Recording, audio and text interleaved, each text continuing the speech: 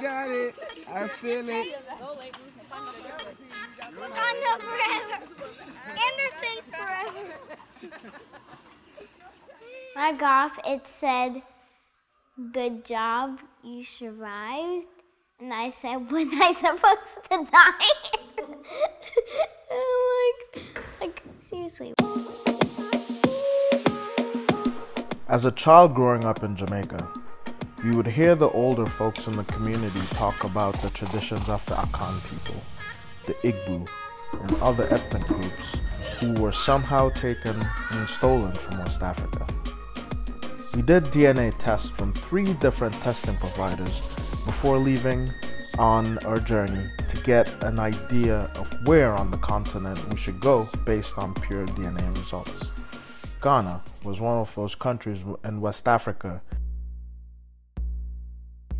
Oh, it took everything to get to Ghana, but I feel like, well, when we set out on this journey, Ghana was one of those stops that we knew we were going to do whatever it took to get there. And what we didn't know was that it was going to take everything. I think every requirement there is in the world for you not to go somewhere, we literally had to go through that process to get there. Visas, shots, there was yellow fever shortage, flight arrangements, everything that you could possibly think of that was an obstacle that could have came up. And so we really had to be determined and committed to that, making that a reality. I mean, we were already in Egypt on this leg of our journey, and going from one African country to another is just ridiculously expensive. We literally had to travel back to London from Egypt and then get another flight that connected in Belgium. It was rewarding, to say the least. One of the first things we observed was how developed Ghana was. They had first world infrastructure, they had highways, they had things that, I guess, on TV in the West, they really don't show us that side of Africa. They show us the huts and the rural stuff, so to speak. But when we got to Ghana, we were exposed to the first world infrastructures that we would get in most developed countries. We spent time learning about Kwame Nkrumah, W.E.B. Du Bois, the kente cloth and the history around kente cloth.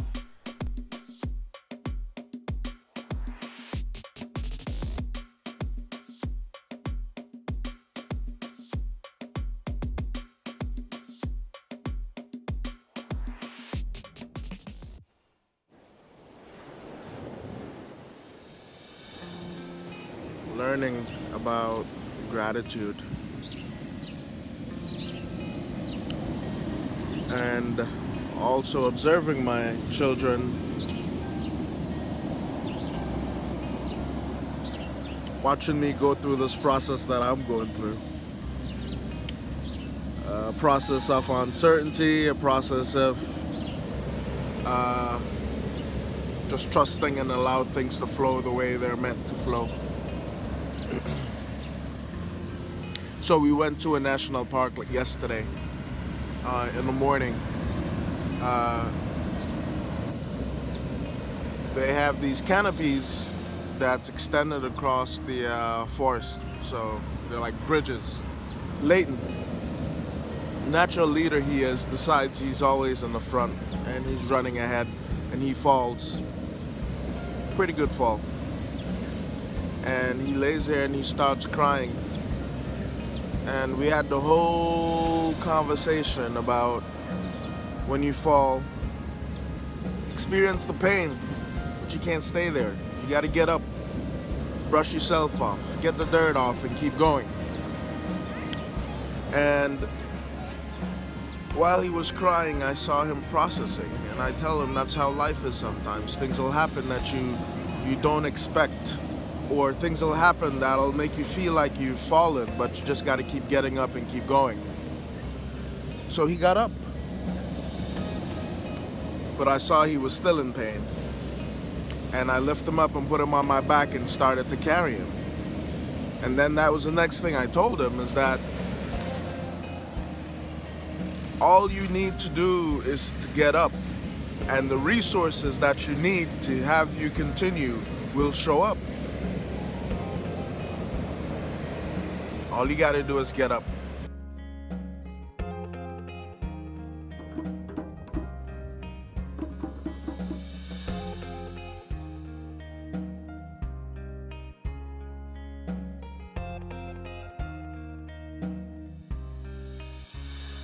Sometimes we see a need in our community, but for whatever reason, it's not being fulfilled. Going to the school on our family outreach was something that was very important for us. We were introduced to David. David basically grew up in the streets, as he explained.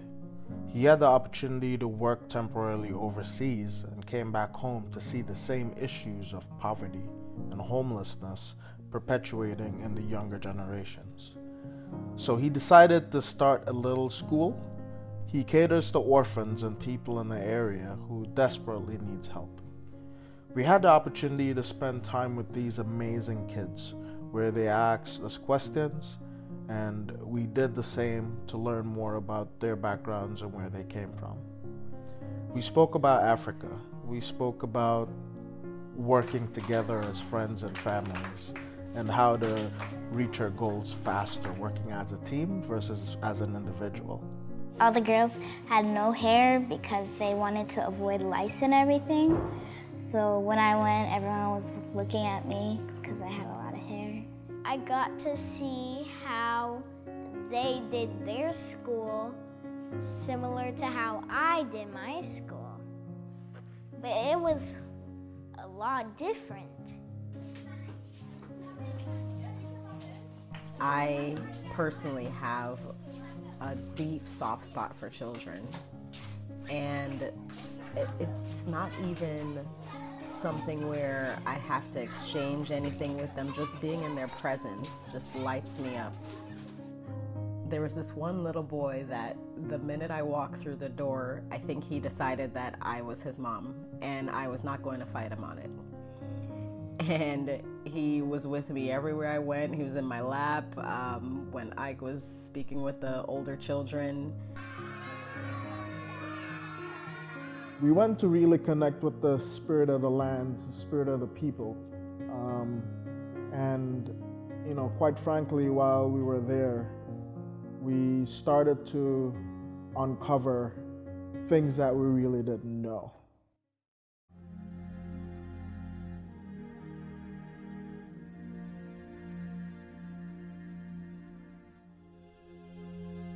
People captured and sold their fellow Africans in the exchange for guns, alcohol, etc. over many centuries.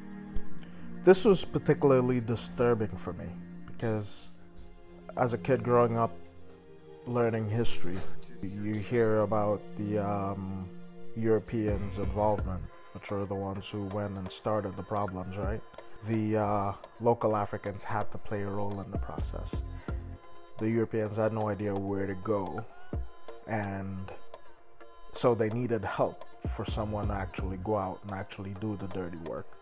So it was very disheartening and hurtful and painful to actually sit and hear about the history from the actual people and descendants of the actual people that played a role in the process. We are very privileged to be with you, particularly our brothers and sisters from the Caribbean and the diaspora. And people from all over Africa, our brothers and sisters from all over Africa. I wish at this point to particularly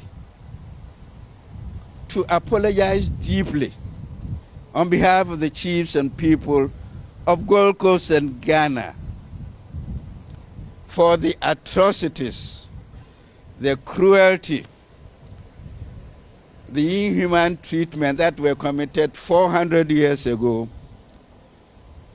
by my ancestors during the Atlantic slave trade, where over 400 years ago, millions of our brothers and sisters were captured, sold, and transported under inhumane and cruel circumstances through Elmina Castle across to the Caribbeans and to the New World. We don't know if any of our specific ancestors went through Elmina or Cape Coast, but we wanted to take the pilgrimage to pay our respects and perform our own rites of passage to do our own healing. This would be one of the doors we will use to enter the continent. In that process, we literally had to confront ourselves, because it's almost like a snake shedding skin, if that makes any sense, where this process hits you and you really have to deal with it. I guess one of the main things, you get there, you've always heard, and we blame the Europeans for coming there and taking people away. But you realize at some point that someone had to go out and capture people and bring them back, and that was an eye-opener for me, how that whole entire process worked. You are seen as a dollar sign. They don't look at you as a brother or a sister from the diaspora coming back to pay respect and honor and to honor your ancestors. They don't see it at that. So it's very important to remember and know when you go there to be about your business. Know why you're there, know what you're doing, because at the end of the day, it doesn't matter where you go on this planet. You got to know why you're going and be about your business. But it's unfortunate, but I think the government opened up the year of return for 2019, and with this process they're bringing in a lot more visitors, and there's a business component behind it. But you as a person need to understand why you're going and make sure that you're not going as a sheep to be taken advantage of, and be able to plan your things accordingly and to meet those goals that you're going to achieve.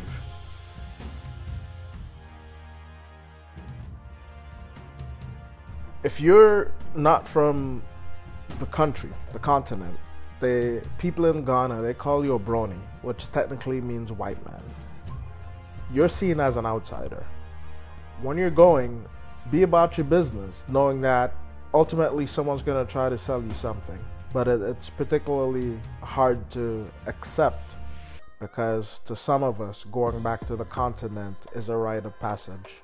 And when we get there, we want to be accepted and looked at as a peer and as a family member, and not be in a position where we're targets to be taken advantage of.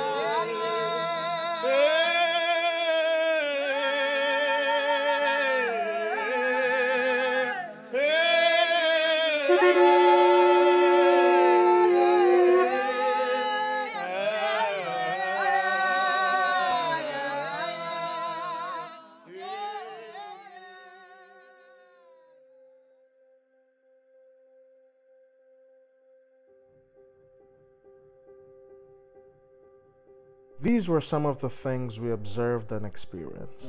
And maybe, just maybe, a reason for being there was to clear up some of these ancestral baggages and dramas that we're carrying, and we need to release them and let them go once and for all. There's a spiritual connection for me, and if we had to put an emotion to it, it somewhat felt painful. During the process, I felt hate, anxiousness, anxiety, and an overwhelming sense of multiple emotions.